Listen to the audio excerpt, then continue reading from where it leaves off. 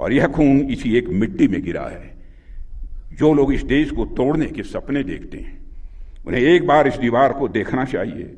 यह दीवार अपने आप में उनके दुस्वप्नों का एक जवाब है। साथियों, हमारे बहादुर सैनिकों ने हमेशा अपने शौर्य का परिचय दिया है, पराक्रम का परिचय दिया है। अभी हाल ही में हमने ऑपरेशन सिंदूर की सफलता का 1 वर्ष पूरा किया है।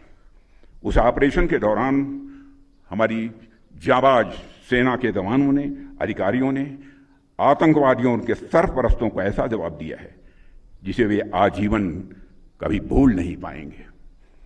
ऑपरेशन सिंदूर ने यह साफ कर दिया है कि भारत को आतंकवाद के सहारे डराने का सपना देखने वालों का अब अंजाम क्या होगा। भारत पाकिस्तान के हर मिस एडवेंचर का जवाब उसकी कल्पना से कहीं अधिक कठोर तरीके से देने की क्षमता रखता है। और मैं इस मंच से यह साफ संदेश देना चाहता हूं कि भारत की संप्रभुता की ओर बढ़ने वाला हर नापाक कदम का यही अंजाम होगा।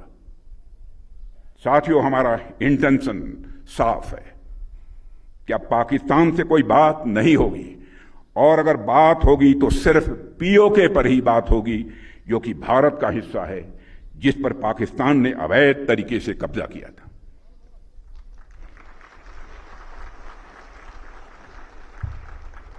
साथियों, पाकिस्तान ने इस समय आतंकवाद को अपनी सरकारी नीति का एक हिस्सा बना लिया है, और वहां पर मिलिट्री और मिलिटेंट्स के बीच का फर्क पूरी तरह से समाप्त हो चुका है।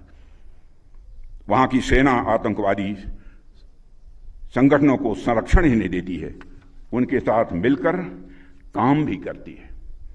इसलिए हमने ऑपरेशन सिंदूर के समय ही यह साफ कर दिया है कि भारत अब आतंकियों और उनका पोषण करने वाली सरकारों को अलग अलग करके नहीं देखेगा। साथियों, कारगिल युद्ध को बीते हुए लगभग 27 साल गुजर गए, और इन वर्षों में आज भारत और पाकिस्तान के रास्ते साफ साफ अलग दिख रहे हैं। आज भारत इनोवेशन के रास्ते खोज रहा है तो पाकिस्तान इन्फिल्ट्रेशन के नए रास्ते खोज रहा है। भारत शिप डिजाइन कर रहा है तो पाकिस्तान टेरर डिजाइन में लगा हुआ है। भारत स्टार्टअप इकोसिस्टम खड़ा कर रहा है तो पाकिस्तान टेरर इकोसिस्टम खड़ा कर रहा है। भारत से भी कंडक्टर्स बना रहा है तो पाकिस्तान सुसाइड बॉम्बर्स तैयार कर रहा है। भारत स्पेस मिशंस के लिए जाना जा रहा है तो पाकिस्तान प्रॉक्सी मिशंस चला रहा है।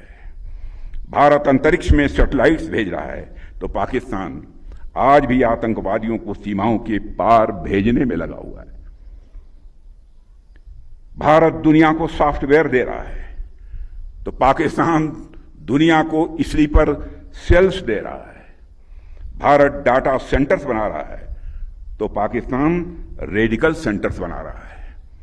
भारत यूपीआई से दुनिया को जोड़ रहा है तो पाकिस्तान हवाला से आतंकवाद को जोड़ रहा है। यानी हमारे रास्ते अलग अलग हैं।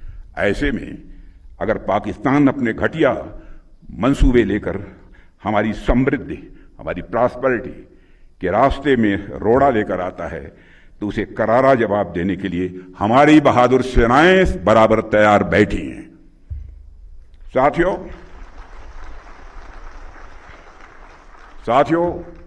आजकल आप देख रहे होंगे दुनिया के अनेक क्षेत्रों में इस समय कॉन्फ्लिक्ट्स चल रहे हैं। कई जगहों पर कई वर्षों से युद्ध चल रहा है। मिडिल ईस्ट और रशिया यूक्रेन में चल रहे कॉन्फ्लिक्ट भी वर्षों से चल रहे हैं। ऐसे लंबे संघर्ष केवल सेनाओं की ही नहीं बल्कि पूरे समाज और पूरे राष्ट्र की क्षमता, उसके धैर्य और उसके संकल्प की भी ये परीक्षा लेते हैं। आज भारत के पास एक कैपेबल और प्रोफेशनल आर्म फोर्स है जिन पर हमें नाज है, और इसके साथ साथ हमारे पास विभिन्न रिजर्व फोर्सेस का अन्य सहयोगी व्यवस्थाएं भी हैं।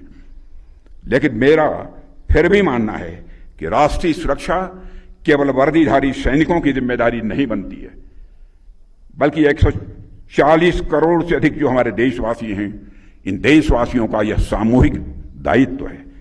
प्रत्येक नागरिक के भीतर राष्ट्र प्रथम का भाव, अनुशासन और कर्तव्य निष्ठा सदैव जागृत रहनी चाहिए। मैं नहीं कह रहा कि हर नागरिक को सैनिक बनाना है, लेकिन हर नागरिक में सैनिक जैसी चेतना अवश्य ही हमको जगानी है और यह होनी भी चाहिए।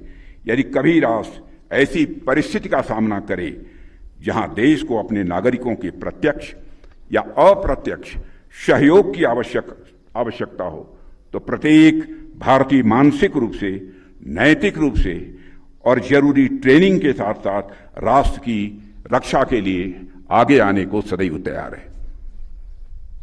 जिस तरह से हर सैनिक पहले एक भारतीय होता है, उसी तरह प्रत्येक भारतीय के भीतर भी एक सैनिक का साहस, एक सैनिक का अनुशासन और राष्ट्रभक्ति सदैव यह जीवित रहनी चाहिए। साथियों, अभी कुछ ही दिन पहले दिल्ली में नेशनल वार मेमोरियल से मैंने शौर्य विजय यात्रा को हरी झंडी दिखाई थी।